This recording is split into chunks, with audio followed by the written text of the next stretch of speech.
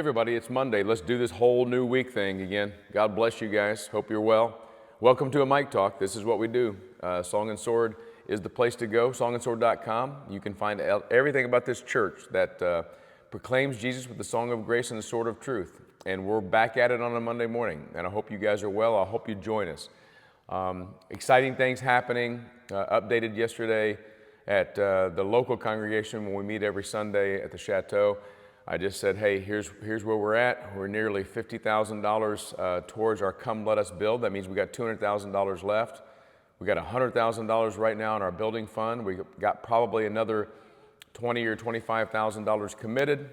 How much are you going to give? That's the question. I hope you'll be a part of it, not because I know God's going to provide everything we need. I want you to be a part of this exciting move. So that's what I'm thinking on this Monday. A couple of days here at work, and then we're going to head to Boston. Sarah and I are heading to Boston this weekend. I'm speaking at a church out there with my brother, where he's the pastor, and looking forward to that. And you guys will go along, so don't worry. We'll be in the Word of God every day. Let's go to James chapter 1.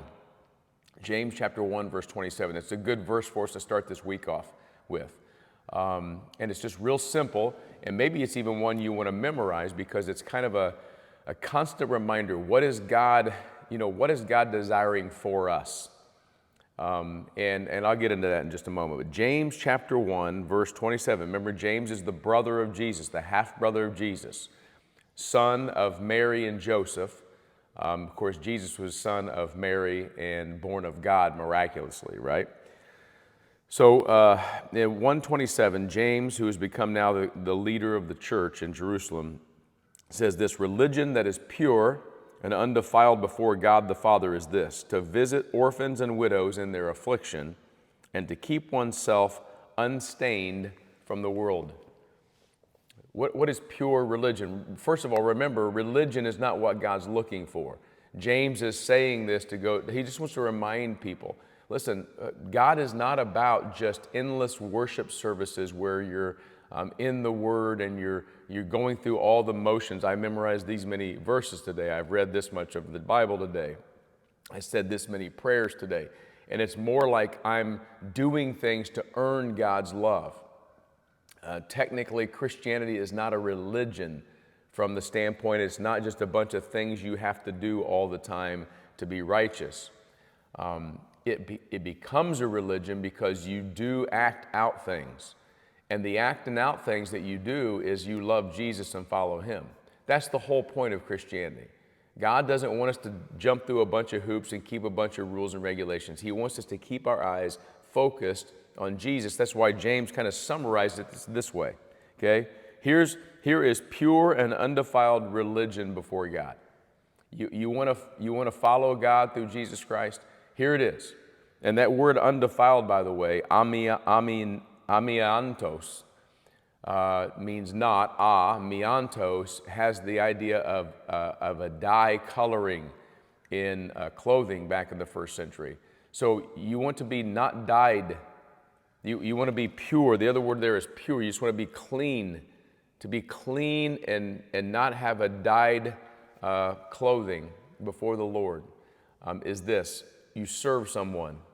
And specifically, he says, visit orphans and widows in their affliction. These are the two most helpless people in the first century. Orphans and widows can't get a job. They can't take care of themselves. They're left to the streets often, don't have anything to eat. And he says, you want to be pure before God? You want to impress God? Then go serve somebody. Serve somebody who has less than you. And specifically in his day and age, it was the orphans and widows. Look around you today. Who needs to be served? Because there's nothing that says following Jesus like serving someone else who's in need, right? And then he goes on to say, so you're serving someone and to keep yourself unstained from the world.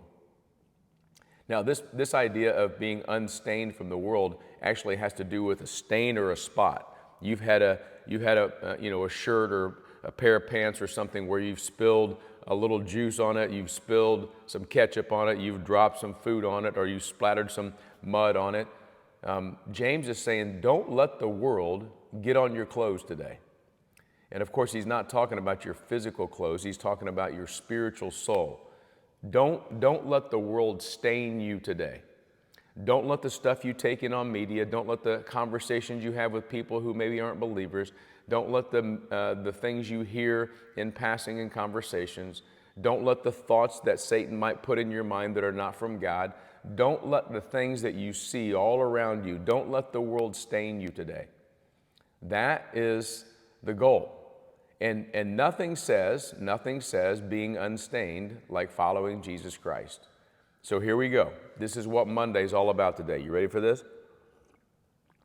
Yes, it's okay to do some religious things. Pray today. Set your watches to 149 and pray with us at 149. Send your prayer request to us. Text prayer to that number on the screen.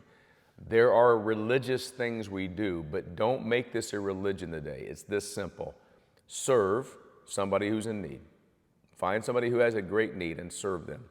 And 2, stay away from this world. Don't let this world taint, stain, paint, or dye your thinking, your goals, your dreams, your language. Don't let the world end today. The world's going nowhere, but we want to follow Jesus Christ. We want to follow God. And James gives us this a great word. If you want religion that's pure and undefiled, then make sure you take care of the widows and the orphans in their affliction and keep yourself unstained from this world. That's a good word today for us. God bless you guys. We'll see you tomorrow.